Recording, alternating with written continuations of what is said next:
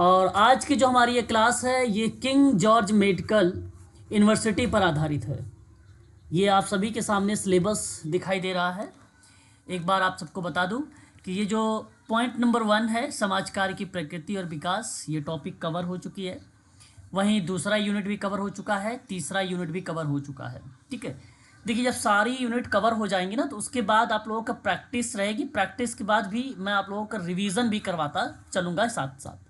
ठीक है, अगर हम बात करते हैं यूनिट नंबर 4 पे, तो ये भी टॉपिक हो चुका है, 5th भी हो चुका है और यूनिट नंबर 6th भी हम लोगों ने कंप्लीट कर लिया है।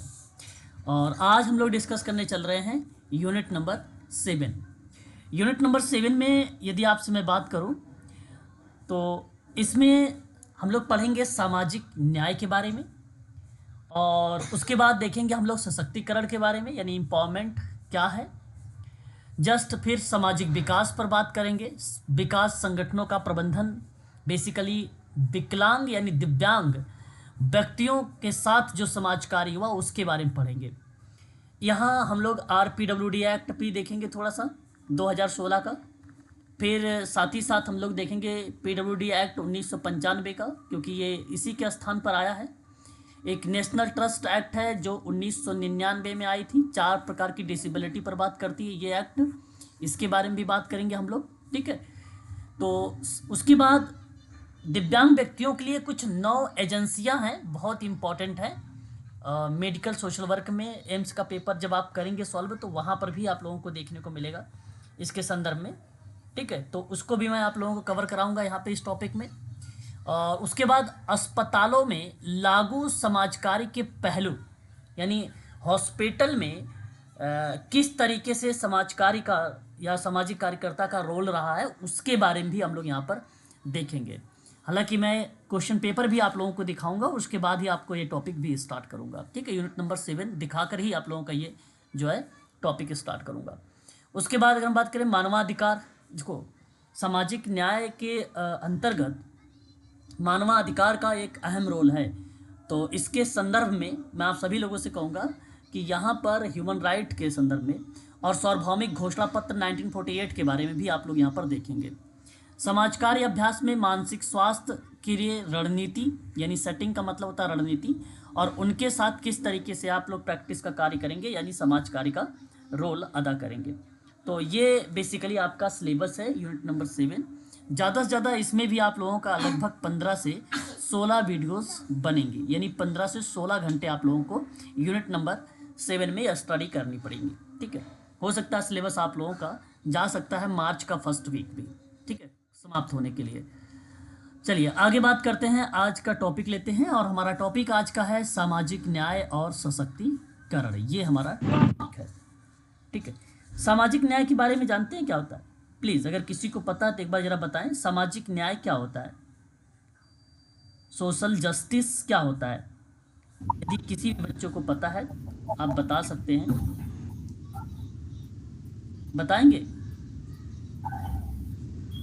मैं आप सब लोगों से ही पूछ रहा हूं भाई कि सोशल जस्टिस क्या होता है इसके संदर्भ में। चलो अच्छा, फिर मैं बताता हूं। सामाजिक न्याय के अंतर्गत ध्यान देने वाली बात यह है कि मनुष्य की गरिमा को बनाए रखना, जाति, धर्म, नस्ल, लिंग, वर्ण अथवा वर्ग के आधार पर मनुष्य के बीच जो भेदभाव होते हैं उस भेदभाव को समाप्त करना सामाजिक न्याय का पार्ट माना जाता है। सामाजिक न्याय को 2 शब्दों में आप ये कह लीजिए कि एक तरफ पेपर में सवाल भी बनता है कि सामाजिक न्याय को सीमित अर्थों में किस तरीके से समझा जाए, और दूसरी तरफ बताया जाता है कि व्यापक अर्थों में सामाजिक न्याय को किस तरीके से समझा जाए। सामाजिक न्याय एक सीमित के रूप में भी आता है और एक व्यापक के रूप में भी आता है। सामाजिक न्याय के अंतर्गत यदि आप सीमित अर्थों में समझें तो इसका मतलब होता है कि सामाजिक जीवन में ना अब मनुष्यों की गरिमा को स्वीकार किया जाए, स्त्री पुरुष, गोरे काले, जाति धर्म इत्यादि के क्षेत्र के आधार पर जब आप किसी के लिए न्याय की बात करते हैं या समानता की बात करते हैं, किसके परिप्रेक्ष्य में? स्त्री पुरुष के परिप्रेक्ष्य में, गोरे काले के परिप्रेक्ष्य में, जाति धर्म के परिप्रेक्ष्य में, ठीक है, समानता और समता की बात करते हैं तो वह सीमित अर्थ में समझा जाता है कि यह सामाजिक न्याय है। ठीक है, इन संदर्भ में आपको इसको समझना है। और यदि आपसे प्रश्न बनता है व्यापक अर्थों में सामाजिक न्याय को लेकर, तो वहां आप लोगों के लिए गोरे काले का ऑप्शन नहीं रहेगा। फिर वहां पे अर्थ आपको देखना पड़ेगा सामाजिक रूप में, ठीक है, किसके परिप्रेक्ष्य में? सामाजिक में, आर्थिक में और राजनीतिक में। तीन तरह के न्याय को आपको देखना पड़ेगा। तो व्यापक अर्थों में सामाजिक न्याय कितने भागों में डिवाइड हुआ? तीन प्रकार से, यानी तीन भागों में डिवाइड हुआ। पहला सामाजिक न्याय, दूसरा आर्थिक न्याय, तीसरा राजनीतिक न्याय। ठीक है, इन तीन तरह के न्याय से होता है। आज के युग में, यानी आज वर्तमान समय में अगर हम बात करें, सामाजिक न्याय की मांग और सामाजिक विकास की मांग के साथ दोनों क्रियाएं बेसिकली जुड़ी हुई हैं। साथ ही साथ सामाजिक न्याय के ध्यान में रखते हुए इसके संदर्भ में भारतीय संविधान में जो मूल अधिकार हैं, उन मूल अधिकारों के प्रावधान भी सामाजिक न्याय के अंतर्गत रखा गया है, परंतु व्यापक अर्थों में। भारतीय संविधान का जो मूल अधिकार हैं वो सामाजिक न्याय के अंतर्गत व्यापक अर्थों में रखे गए हैं, और सीमित अर्थों में स्त्री पुरुष, गोरे काले, जाति धर्म, क्षेत्र इत्यादि के आधार पर, ठीक है, इत्यादि के आधार पर किसी व्यक्ति को बड़ा या छोटा, ऊंचा या नीचा ना माना जाए। शिक्षा की उन्नति के लिए उनको समान अवसर प्रोवाइड कराया जाए। तो इन संदर्भों में सामाजिक न्याय को सीमित अर्थों में समझा जाता है। एक बात क्लियर करिएगा कि यदि आपसे कोई पूछ ले कि सामाजिक न्याय का सीमित अर्थ में बताइए, और यदि आपसे कोई पूछ ले कि सामाजिक न्याय को व्यापक अर्थ में बताएं, तो किस तरीके से बताएंगे? क्या आप लोग बता पाएंगे? बताइए, क्लियर हो पाएगा आप लोगों से? इतना तो स्पष्ट कर सकते हो आप लोग सामाजिक न्याय के संदर्भ में। Yes sir. ठीक है, चलो, यदि ये आपको समझ में आ गया तो बहुत अच्छी बात है। ध्यान रखेंगे, सामाजिक न्याय को लेकर प्रश्न अगर परीक्षा में बने तो आप लोग इसी तरीके से आप सबको जवाब देना होगा। ठीक है, देखिए सामाजिक न्याय का क्या अर्थ है, यहाँ हम अर्थ को जानने का प्रयास करते हैं। सामाजिक न्याय का क्या अर्थ है? तो सामाजिक न्याय वह विश्वास है कि समाज के सामाजिक लाभ और विशेषाधिकारों का निष्पक्ष रूप से बंटवारा होना चाहिए। यहाँ इसका भाव ये दर्शाने का प्रयास करता है कि मनुष्य की गरिमा को बनाए रखना है, और जाति धर्म नस्ल लिंग वर्ण अथवा वर्ग के आधार पर मनुष्य के जो बीच भेदभाव होता है, उस भेदभाव को समाप्त करना होगा। और इसी संदर्भों में आप लोगों को सामाजिक न्याय के अर्थ को बताना है। सामाजिक न्याय का मतलब ही होता है कि सभी लोगों को समान अवसर, सभी लोगों का, ठीक है, समान अवसर, ये देखिए ऑप्शन में लिखा होता है। ठीक है, अधिकार और संसाधन मिले भी उन संदर्भों में, देखो अधिकारों को भी प्रोवाइड कराना, रिसोर्सेज भी प्रोवाइड कराना सामाजिक न्याय का अर्थ के रूप में जाना जाता है। समाज में जितनी भी असमानताएं हैं, समाज में जो भी असमानताएं हैं, ठीक है, उस असमानताओं को दूर करना है और सभी के लिए न्याय संगत व्यवस्था बनाए रखनी है, वो सामाजिक न्याय होता है। उसे हम लोग सामाजिक न्याय कहते हैं। ठीक है, चलिए आगे बढ़ते हैं। अगले स्लाइड पे देखेंगे, सामाजिक न्याय समाज में धन, अवसर और विशेषाधिकारों का उचित वितरण है, और इनमें व्यक्तियों के अधिकारों को पहचानना और उनकी रक्षा करना भी शामिल है। ठीक है, तो सामाजिक न्याय के अंतर्गत एक परिप्रेक्ष्य में ये भी शब्द आप लोग देख सकते हैं कि यहाँ पे धन, अवसर और विशेषाधिकार शब्द भी इसके संदर्भ में रखे गए हैं। कहने का मतलब है कि समाज में निष्पक्षता और समानता लाना, समाज में निष्पक्षता और समानता लाने के तहत सभी लोगों को राजनीतिक, आर्थिक और सामाजिक अधिकारों और अवसरों का लाभ मिलना चाहिए, इसका एक प्रकार से अर्थ बताता है। ठीक है, सामाजिक न्याय के संदर्भ में सभी लोगों को समान अवसर मिलने चाहिए, ये बात सही है, वो सामाजिक न्याय होता है। सामाजिक न्याय में सभी लोगों के मानवाधिकारों की रक्षा की जानी चाहिए, इसीलिए तो मैंने भारतीय संविधान को भी रिलेट कराया। ठीक है, सभी लोगों के मानवाधिकार की रक्षा भी होनी चाहिए। सामाजिक न्याय में ही सभी लोगों को समान रूप से व्यवहारिक होना भी चाहिए, और सामाजिक न्याय में सभी लोगों के साथ भेदभाव यहाँ बेसिकली नहीं होना चाहिए, यानी एक प्रकार से निष्पक्ष भाव से भेदभाव रहित होकर आप लोगों को कार्य करना चाहिए। सामाजिक न्याय में ही समाज के जो कमजोर वर्ग के लोग हैं, ठीक है, उनको अवसर मिलना चाहिए। ठीक है, तो ये बात आप सबको ध्यान में रखना होगा सामाजिक न्याय के संदर्भ में। आगे बढ़ेंगे।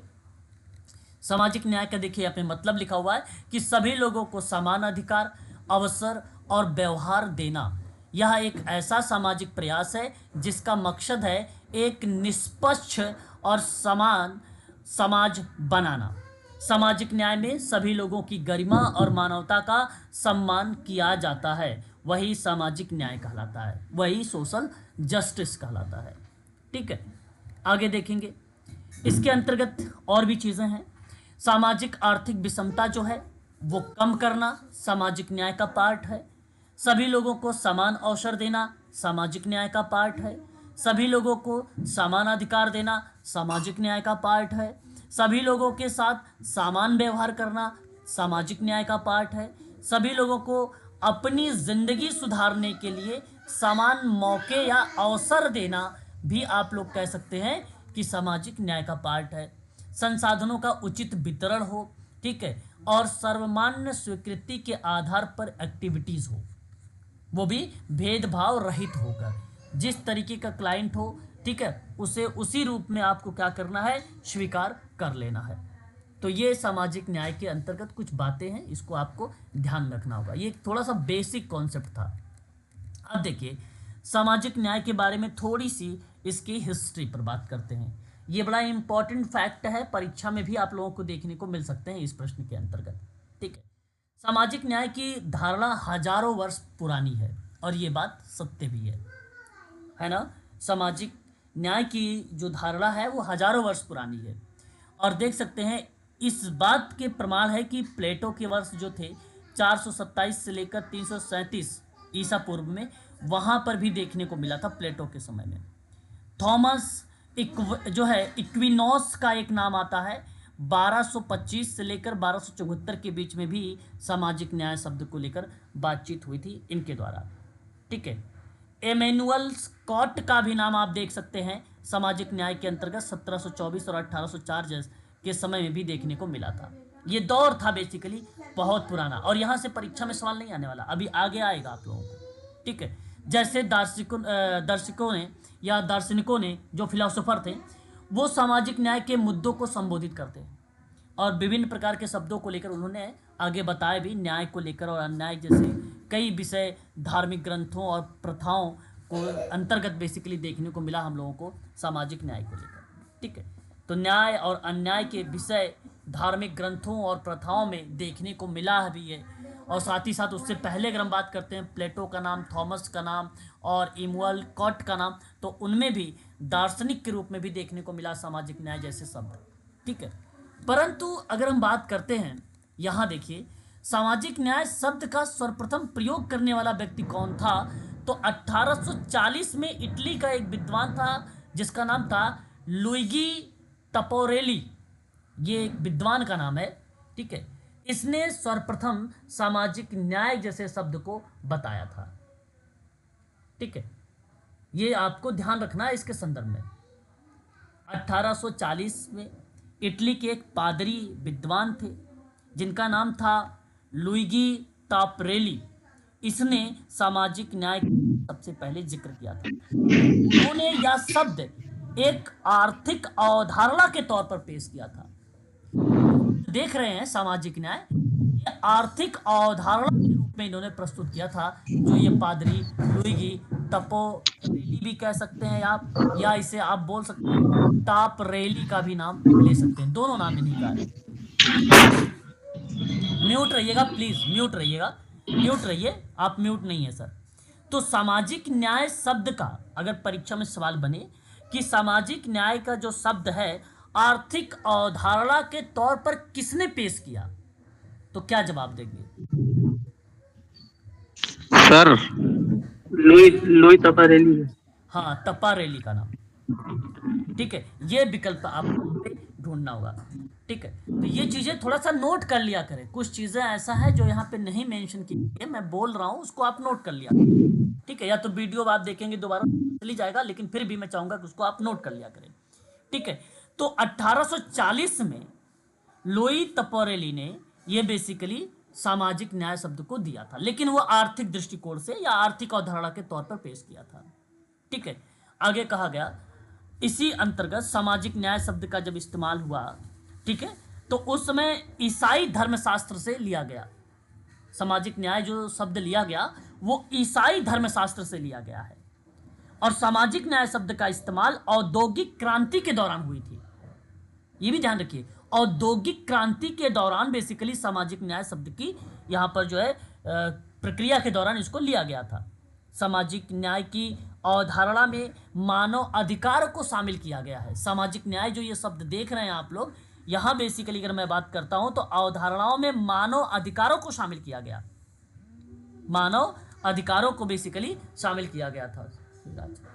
ठीक है, तो ये शब्द आपको ध्यान रखना है। जबकि इस शब्द को पहचाना गया सन 1848 में। ठीक है, एंटोनियो, ठीक है, नाम ध्यान रखेंगे यहाँ पे कि पहचाना कब गया है। एंटोनियो रोस्मेनी सार्वली ने इसको दिलाई थी 1848 में।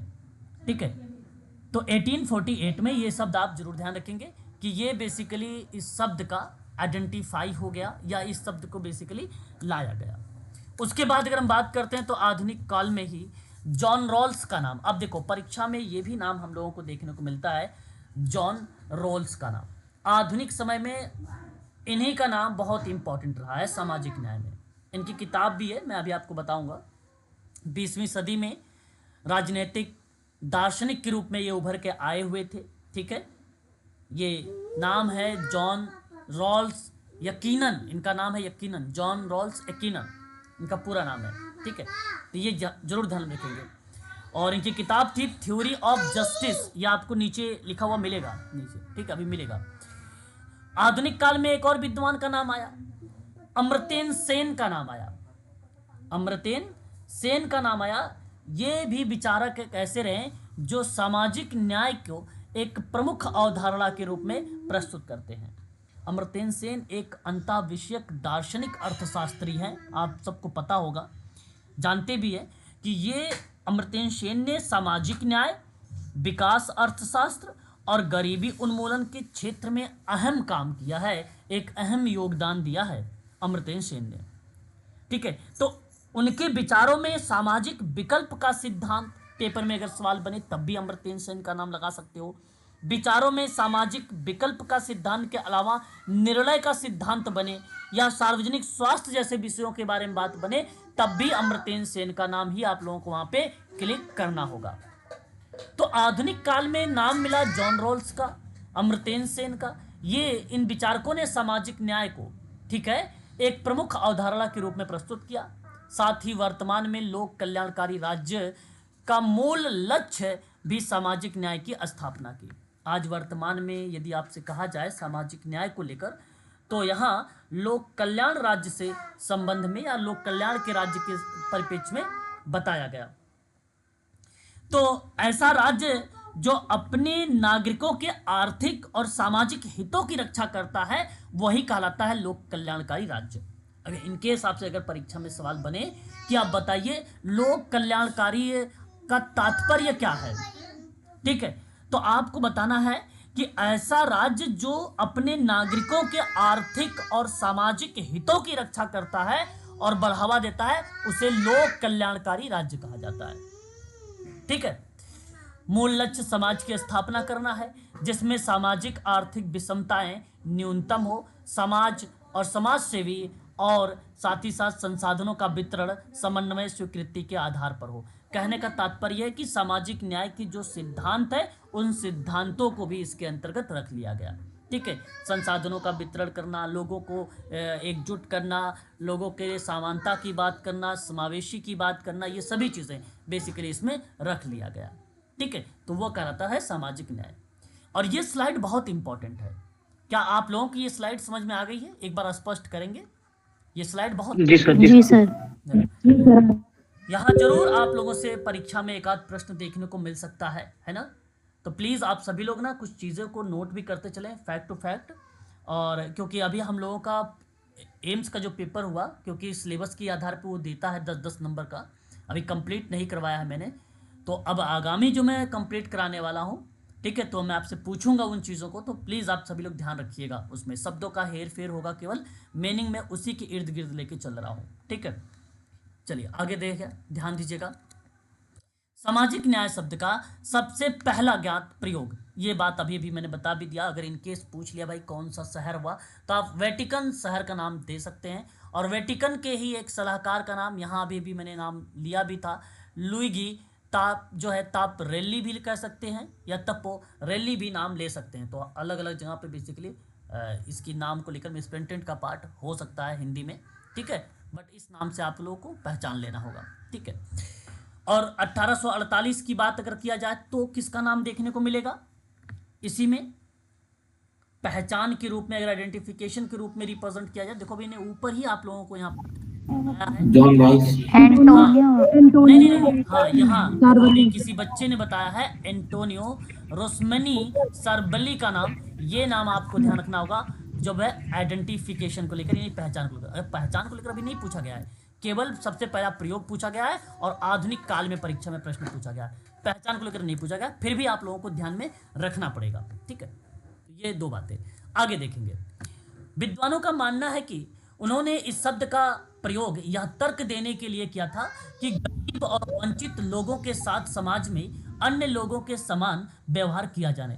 मतलब ये जो शब्द सामाजिक न्याय शब्द जब आया, तो वो बेसिकली जो समाज के कमजोर वर्ग के लोग हैं, जैसे उत्पीड़ित वर्ग के लोग हैं, है ना, SC ST समझ सकते हो, अनुसूचित जाति के लोग भी समझ सकते हो, या जो पिछड़े वर्ग के लोग, आदिवासी के लोगों को भी समझ सकते हो यहाँ पे। ठीक है, उनके साथ समाज कार्य किया जाए और एक प्रकार से उनको समानता, उनके अधिकारों की बात की जाए, उनको संसाधन वगैरह प्रोवाइड कराया जाए, उन्हें समाज के साथ जोड़ने का प्रयास किया जाए। ये तर्क था, ये तार्किक बातें थी। ठीक है, इसके माध्यम से बेसिकली सामाजिक न्याय जो है शब्द लेकर आया गया या लाया गया। आगे अगर बात करते हैं, अगले पॉइंट पर विचार करेंगे, तो नाम आप देख सकते हैं यहाँ पर एक और शब्द टेलर एंड फ्रांसिस जर्नल में। इस शब्द का सबसे पहला प्रयोग 1908 में journal of the American statistical association राज्य पेंशन के बारे में एक लेख में किया गया। ये नाम आपके सामने है, टेलर एंड फ्रांसिस जर्नल। ठीक है, टेलर एंड फ्रांसिस जर्नल।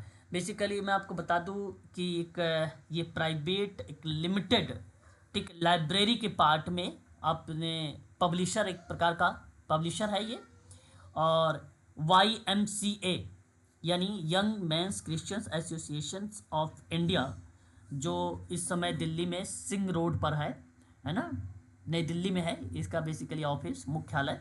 ठीक है, वहाँ ये शब्द जो है टेलर एंड फ्रांसिस के माध्यम से दिया गया सबसे पहली बार, और वो जर्नल प्रकाशित किया था। उस जर्नल का नाम था journal of the American statistical association.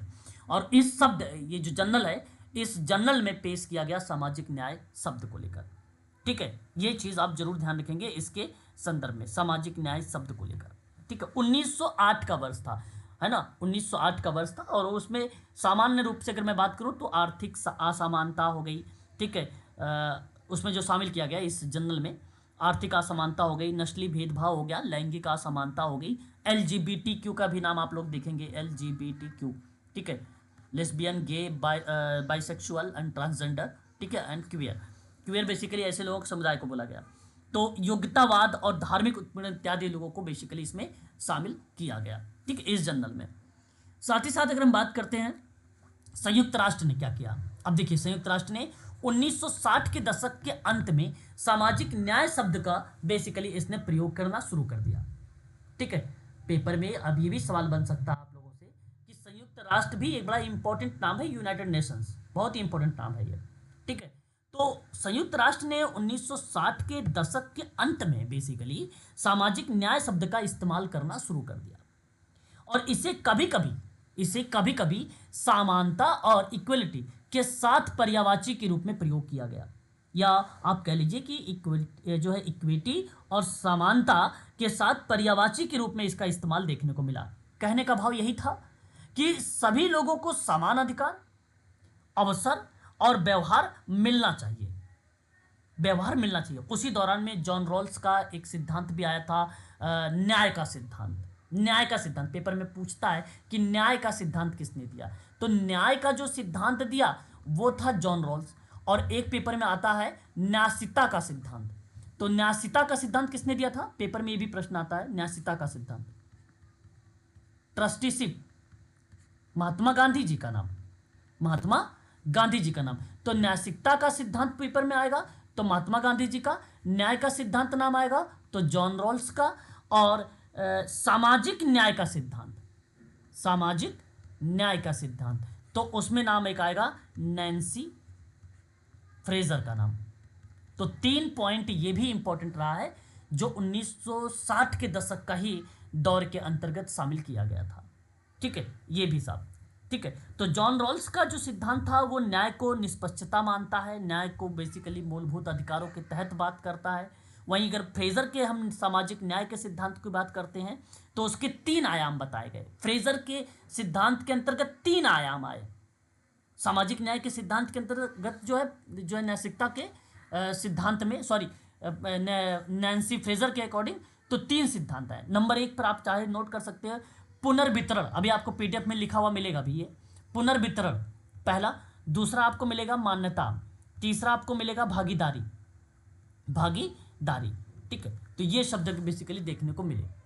आगे बात करते हैं, इसी बीच 20वीं सदी के अंत और 21वीं सदी की शुरुआत में सामाजिक न्याय के अन्य सिद्धांत उभर कर सामने आए, जैसे कि यहाँ पर आप देख सकते हो जॉन रॉल्स का न्याय का सिद्धांत भी शामिल किया गया। तर्क देता है हमारा व्यवहार हमारे द्वारा बनाई गई संस्थाओं से प्रभावित होता है। नैन्सी फ्रेजर का सिद्धांत में मैंने 3 आयाम भी बताए अभी आप लोगों को, और ये तीनों के तीनों आयाम भी आप लोगों को पता होगा। एक होता है पुनर्वितरण, दूसरा होता है मान्यता, तीसरा होता है भागीदारी। ठीक है, तो इस परिप्रेक्ष्य में जो है ये चीज़ें देखने को मिली, पुनर्वितरण का भी रोल देखने को मिला, मान्यता का भी रोल देखने को मिला। ठीक है, पुनर्वितरण का साफ अर्थ बनता है पुनः वितरण करना।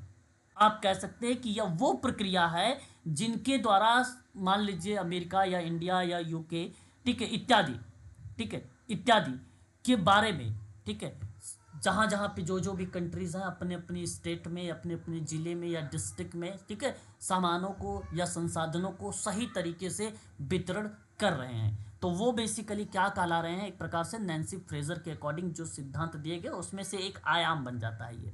ठीक है, तो हर कंट्री भी करती है वो हर कंट्री करती है, और ये होना भी चाहिए, सामाजिक न्याय के लिए ये होना चाहिए। ठीक है, दूसरे पार्ट में अगर हम लोग बात करते हैं तो शब्द आता है मान्यता के दृष्टिकोण से अगर हम लोग बात करते हैं तो किसी बात को तर्कपूर्वक या विश्वास या श्रद्धा या बुद्धि, है ना, वगैरह के आधार पर अगर कोई क्रिया मान लिया जाता है तो उस जगह जब आप इस्तेमाल करते हैं या उस कंडीशन या परिस्थिति को ध्यान में रखते हुए जब उस चीज़ को आप मान्यता देते हैं या आप उसे वेरीफाई कर देते हैं, तब उसको वेरीफाई करके जब आप काम करते हैं तो उस दृष्टिकोण में बोला गया कि ये मान्यता का एक आयाम है, एक डायमेंशन है। ठीक है, तो इस शब्द में भी बेसिकली जहाँ क्रियाएं स्पष्ट हों उस क्रियाओं को मान्यता के रूप में दर्शाया गया। तीसरा था भागीदारी के परिप्रेक्ष्य में लोगों को जोड़ने का प्रयास करने का कोशिश की जा रही थी, पार्टिसिपेट करने का प्रयास किया जा रहा था, तो वो भागीदारी का पार्ट माना जाता है। तो ये 3 प्रकार के बेसिकली देखने को मिले आयाम के रूप में नैन्सी फ्रेजर के नाम में। ठीक है, उसके बाद देखो दासों और कृषि दासों को बेसिकली प्राचीन और मध्यकालीन युग में अन्य श्रेणियों में श्रमिकों को उपलब्ध अधिकारों से वंचित रखा जाता था। ये बहुत पुरानी बात है। मैं अगर आपसे बात कर रहा हूँ मध्यकाल के दौरान, 18वीं सदी के दौरान अगर हम बात कर रहे हैं मध्यकालीन के दौरान, तो प्राचीन और मध्यकालिक के दौरान में बेसिकली ये क्रियाएं दास प्रथा या कृषि दासों को लेकर बात की गई थी और उनको अलग अलग श्रेणियों में रखने का प्रयास भी किया गया था। आपने कार्ल मार्क्स का थ्योरी पढ़ा होगा, दास और कृषि दास, जो सामंतीय व्यवस्था के दौरान किसानों को निम्नतर मतलब था निम्न, लोअर श्रेणी के लोग के अंतर्गत रखा गया था। तो एक प्रकार से श्रेणियां बना बनाकर रखा जाता था। कृषि दासों को सिर्फ आप दास के नाम से भी संबोधित कर सकते हैं। कृषि दासों का जीवन कठोर और शोषणपूर्ण होता है। जो कृषि दास होते हैं या जो दास होते हैं, ठीक है, उनका जीवन कैसा होता है? कठोर और शोषणपूर्ण होता है, क्योंकि जो जमींदार वगैरह होते हैं उसका शोषण करते हैं, ठीक है। और कृषि दासों के पास स्वतंत्रता और अधिकार नहीं होते थे। तो सामाजिक न्याय कैसे हुआ, है ना? प्राचीन समय में समझो सामाजिक न्याय हो ही नहीं रहा था, एक प्रकार से आप ऐसा कह सकते हो, ठीक है। तो धीरे धीरे अब लोग जागरूक हुए, ठीक है, अब जाके बेसिकली उनको सशक्तिकरण मिला, अधिकार मिला, अब जाकर, ठीक है। पहले ऐसा कुछ था ही नहीं, ठीक है। तो उनका स्वतंत्रता, उनके अधिकार छीन लेते थे, समझो एक प्रकार से। कृषि दासों को अपने मालिक के खेतों पर काम करना पड़ता था, है कि नहीं? कृषि दासों को अपने मालिक के खेतों पर काम करना पड़ता था। कृषि दासों को न्यूनतम भोजन मिलता था, अल्प मात्रा में, आप कह सकते हो कि उनको भोजन मिलता था अल्प मात्रा में। खेतों पर काम करना पड़ता था उनको, ठीक है। और आवास की सुविधा, उनको आवास की सुविधा मिलती थी, ये भी आप कह सकते हो, लेकिन वो देते थे जमींदार वगैरह लोग, है ना। स्वतंत्र उनके पास संपत्ति वगैरह बहुत कम हुआ करती थी, बहुत कम लोगों के पास थी। कृषि दासों में अगर हम बात करते थे, उनके साथ दुर्व्यवहार हुआ करता था, ठीक है। कृषि दासों को अपनी स्वामी की अनुमति से ही विवाह करना पड़ता था, है ना। जब जमींदार या वो लोग जब अनुमति देते थे कि भाई आप शादी करो, तो शादी करते थे, अन्यथा नहीं करते थे। तो इस तरीके का पार्ट रहा है, ठीक है। परीक्षा में सवाल बना कि प्राचीन और मध्यकालीन युग में अन्य श्रेणियों में श्रमिकों को उपलब्ध अधिकारों से वंचित रखा गया था, तो वहाँ पूछा गया किन को रखा गया था, ठीक है। तो वहाँ पे आपको जमींदार भी मिल सकता है, ठीक है, ऑप्शन में कृषि दास भी मिल सकता है आपको, ठीक है, सामंत वर्ग भी मिल सकता है आपको, इस तरीके का ऑप्शन मिलेंगे। तो विकल्प में जो दास और कृषि दास होगा वो विकल्प आपका सही होगा।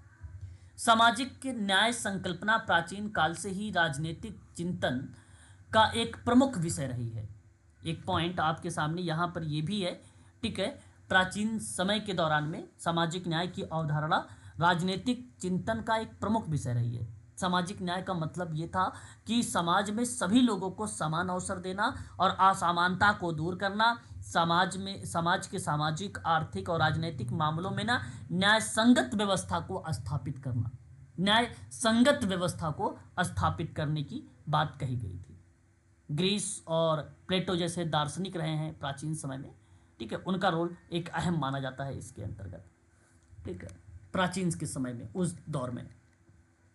अब देखेंगे थोड़ा सा सामाजिक न्याय की डेफिनेशन यानी परिभाषा, उसकी कौन कौन सी परिभाषाएं हैं। एक लेखक हैं जिनका नाम है, इनको देखो परिभाषा, इनका आपको ध्यान रखना है, इनके परिभाषा में 4 या 5 शब्द हैं, वो बड़ा ध्यान रखना है क्योंकि उससे परीक्षा में सवाल बनता है, ठीक है। तो लेखक थे डेरिक बेल।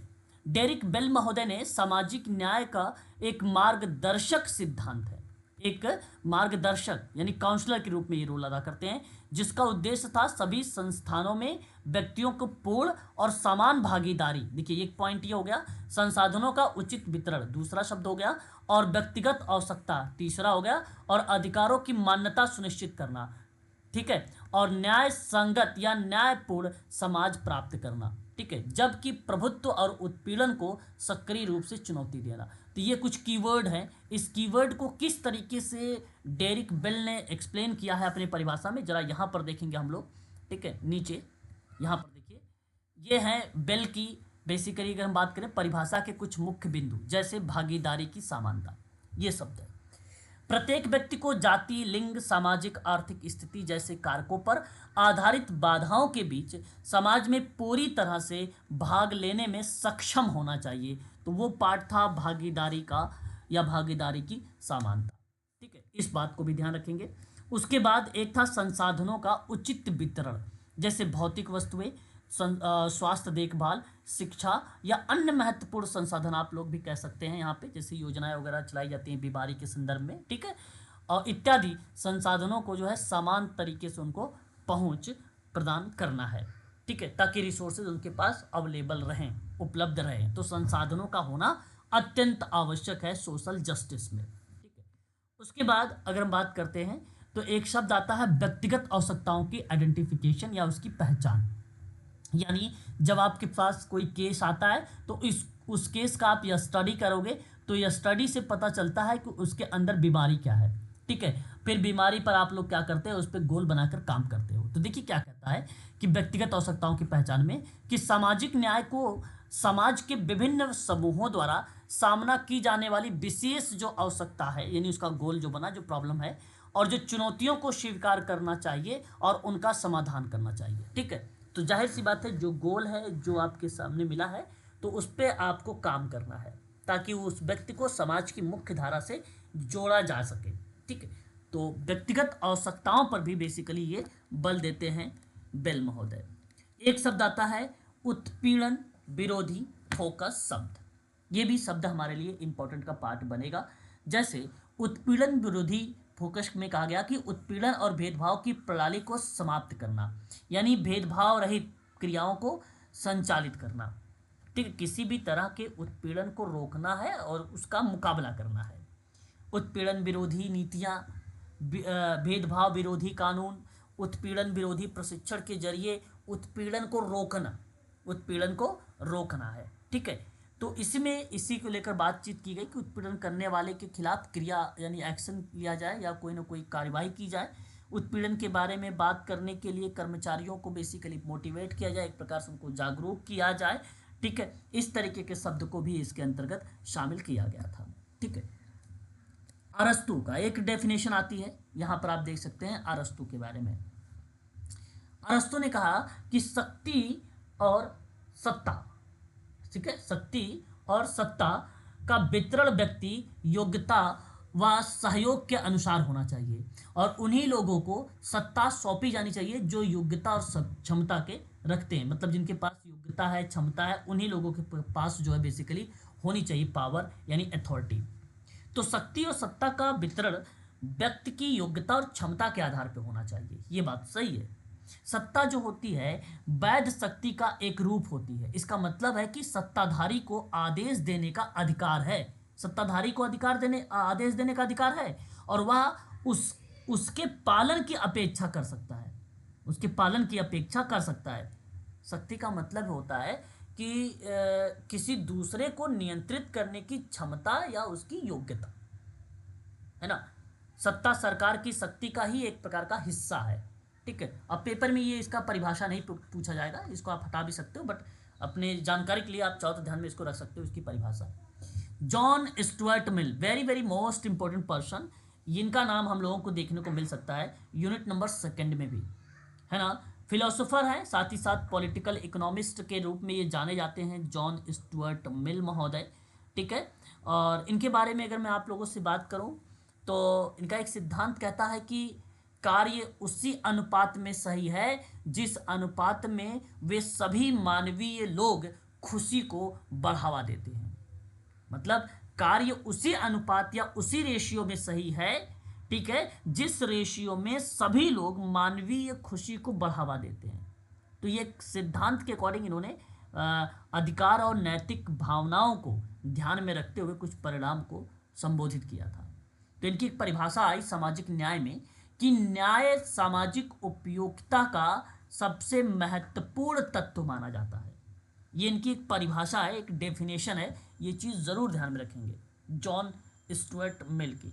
और उपयोगिता का सिद्धांत किसने दिया है, पेपर में अगर सवाल बने उपयोगिता का सिद्धांत, ये मेडिकल सोशल वर्क में बन भी सकता है उपयोगिता का सिद्धांत, तो आप लोगों को जवाब देना होगा कि जॉन स्टुअर्ट मिल का नाम, जॉन स्टुअर्ट मिल का नाम, ये आपको ध्यान में रखना होगा, ठीक है। उपयोगितावाद का सिद्धांत। आगे बढ़ेंगे और उसके बाद अगर हम बात करते हैं नेक्स्ट पॉइंट पर, जॉन रॉल्स की एक परिभाषा आई है ना। जॉन रॉल्स बेसिकली सामाजिक न्याय के जनक भी आप कह सकते हो इनको, है ना, जॉन रॉल्स को। तो सामाजिक न्याय की संकल्पना रॉल्स के समाजवाद के तथा व्यक्ति की गरिमा की बात उसे व्यक्तिवादी विचारक सिद्ध करने में सक्षम है और उपयोगितावाद का विरोधी तथा सामाजिक न्याय का सरोकार रखने के कारण रॉल्स का सामाजिक न्याय का सिद्धांत आज राजनीतिक चिंतन का महत्वपूर्ण सिद्धांत है और सामाजिक न्याय की संकल्पना राजनीतिक चिंतन की केंद्रीय अवधारणा भी है। ठीक है, तो ये परिभाषा जॉन रॉल्स के द्वारा दी गई है। ठीक है, तो अगर पेपर में सवाल सर अभी आपने थोड़ी देर पहले बताया था सामाजिक न्याय का सिद्धांत नैन्सी फ्रेजर का है। देखिए, सामाजिक न्याय का जो सिद्धांत है वो शब्द में अगर हम बात करेंगे तो इनका नाम मिलेगा, लेकिन यहाँ पर हम बात कर रहे हैं उपयोगिता। देखो, सामाजिक न्याय, यहाँ जॉन रॉल्स का कारण क्या बताया, यहाँ उपयोगितावाद का विरोधी और सामाजिक न्याय का सरोकार रखने के कारण रॉल्स का सामाजिक न्याय का सिद्धांत और राजनीतिक चिंतन का महत्वपूर्ण सिद्धांत है। मतलब एक प्रकार से आलोचक के रूप में, आलोचना का मतलब होता है आप उसकी बातों को क्या कर रहे हैं, साबित कर रहे हैं। तो उन्होंने अपनी बात बताई, इनका भी सिद्धांत है, सामाजिक न्याय का भी सिद्धांत है। तो उस सिद्धांत में अभी किस तरीके से आलोचना इन्होंने बताया, अभी इस पीडीएफ में मिलेगा, इस पीडीएफ में आपको मिलेगा। ठीक है, तो यहाँ ऐसे नहीं पूछा जाएगा, इन केस अगर आपसे मान लो पूछ लिया कि सामाजिक न्याय का सिद्धांत बताइए किसका है, ठीक है, तो वहाँ पे नाम आपको परीक्षा में ये नहीं पूछेगा कि जॉन फ्रेंसी का नाम दे दे, है ना, और जॉन रॉल्स का भी नाम दे दे। ठीक है, फ्रेंसी का भी नाम दे दे, जॉन रॉल्स का भी नाम दे दे। तो वहाँ पे बेसिकली इस तरीके का पार्ट बनेगा ही नहीं, ये चीज़ जरूर ध्यान रखेंगे। उनके सिद्धांतों में क्या क्या बातें हुई हैं वो चीज़ें बनाई जाएंगी। तो आलोचना के रूप में सामाजिक न्याय को लेकर इन्होंने अपने सामाजिक न्याय को लेकर आलोचना किया और बताया कि यह है सामाजिक न्याय का सिद्धांत। ठीक है, नैन्सी फ्रेजर की आलोचना करते हुए तो उन्होंने बताया, देखो यहाँ पे लिखा भी तो है, उपयोगितावाद का विरोधी तथा सामाजिक न्याय को सारोकार करने का कारण बताया इन्होंने अपने सिद्धांत में कि जॉन रॉल्स का सामाजिक न्याय का सिद्धांत और राजनीतिक चिंतन का एक महत्वपूर्ण सिद्धांत के रूप में है और सामाजिक न्याय की संकल्पना राजनीतिक चिंतन का एक केंद्रीय अवधारणा है। ठीक है, तो सामाजिक न्याय की संकल्पना के दृष्टिकोण में यहाँ पर इनका नाम देखने को मिलेगा। ठीक है, ये चीज़ आपको ध्यान रखना है। समझ में आया, पता चले आप लगा दें सामाजिक न्याय के सिद्धांत। अभी बात समझ में आई आलोचना के रूप में। मैं एक बार फिर से दिखाता हूँ आपको, यस सर। लिखा हुआ था, अच्छा ऊपर लिखा हुआ था कि नहीं लिखा हुआ था, बताएं,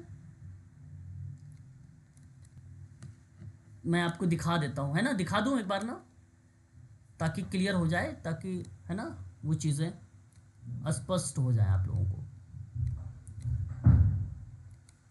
सामाजिक न्याय के सिद्धांत के रूप में भी इनका नाम मिलेगा आपको।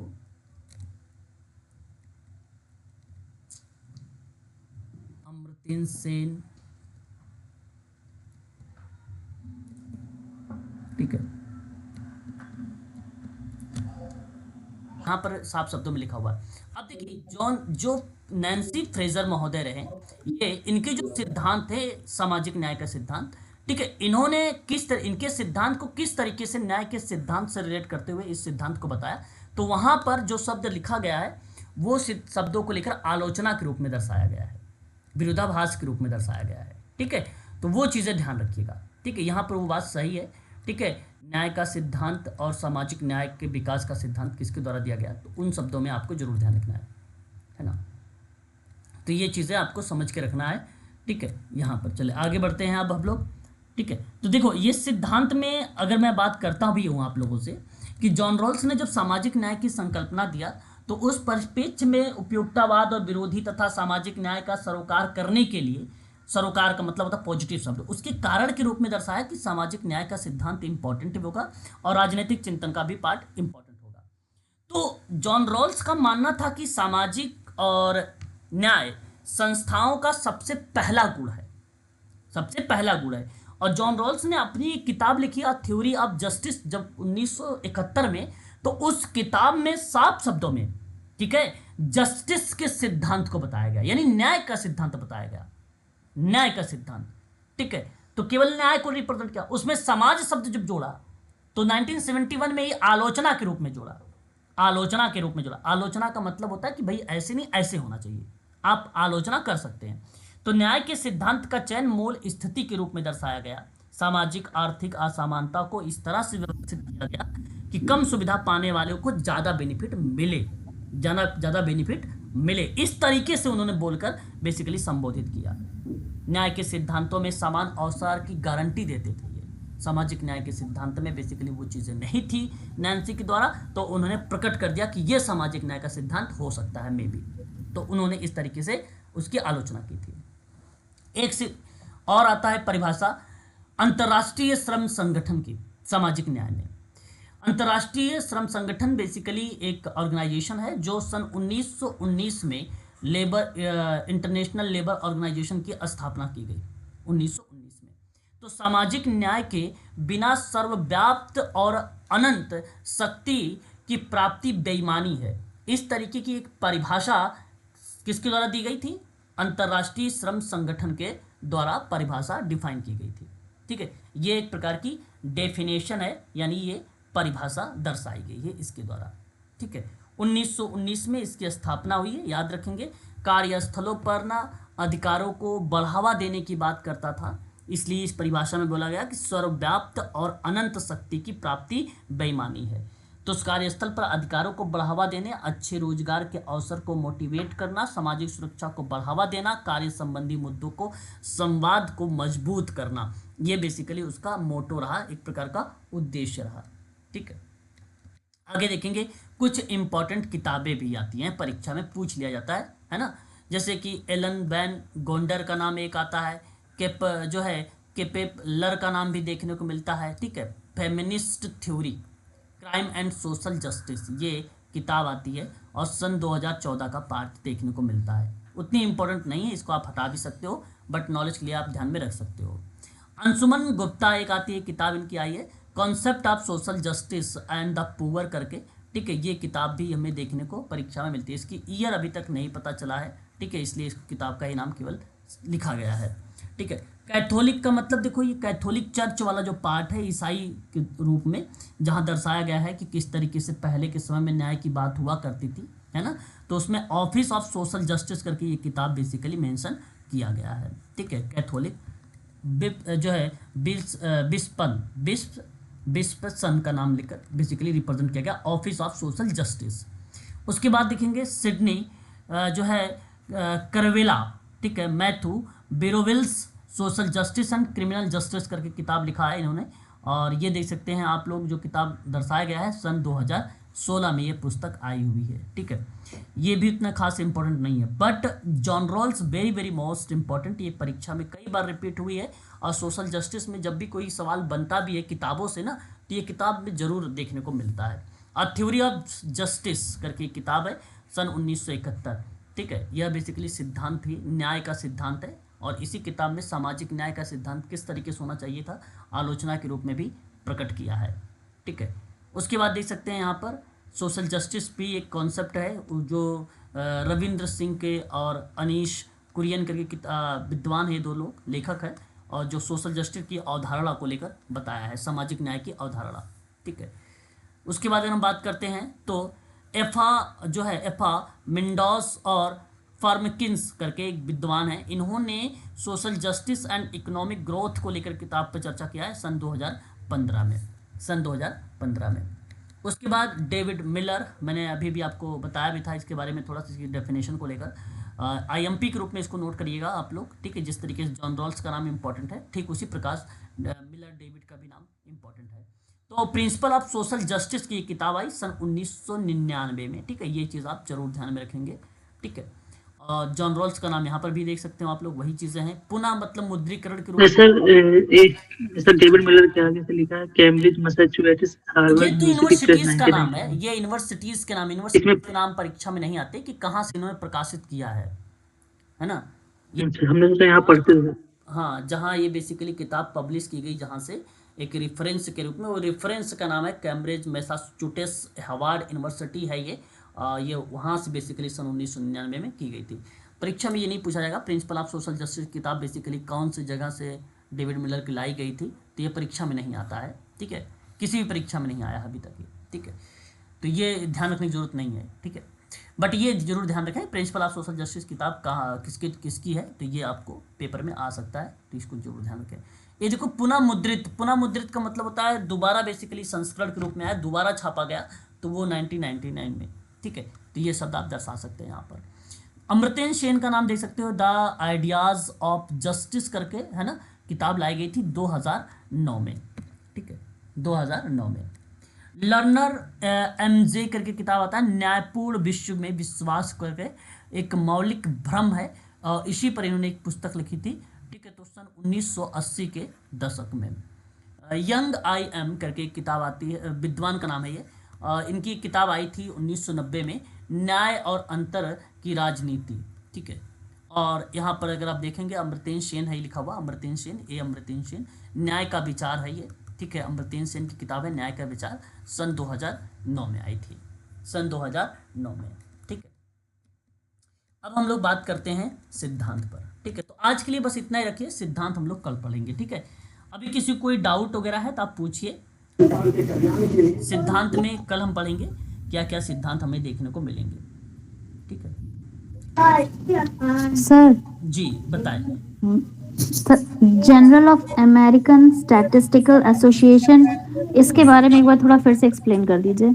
ठीक, यहाँ पर देखिए मैंने अभी आप लोगों को दिखाया भी है, जहाँ सामाजिक न्याय के बारे में ये जो शब्द आया था, उस शब्द के बारे में पूरा आइडेंटिफिकेशन किया गया, ठीक है। यानी एक प्रकार से पहचान आई थी। तो आप कह सकते हो कि journal of American statistical association सन 1908 में आई थी, ये आप बोल सकते हो, ठीक है। किस पर आधारित है? तो धार्मिक असमानता पे आधारित है, नस्ली भेदभाव पे आधारित है, ठीक है। राज्य पेंशन यानी उस पर भी आधारित है, लोक कल्याणकारी राज्य पे भी आधारित है, LGBTQ पर आधारित है, भेदभाव, योग्यतावाद इत्यादि चीज़ों पर ये बेस्ड है, ठीक है। ये अमेरिकन स्टैटिस्टिकल एसोसिएशन। स्टैटिस्टिकल का मतलब होता है सांख्यिकी। क्या होता है? सांख्यिकी मतलब न्यूमेरिकल कुछ नंबर होंगे, उसको बारे में यहाँ पे जनरल है, ठीक है। और भी पूछिए, और भी कोई डाउट बताइए।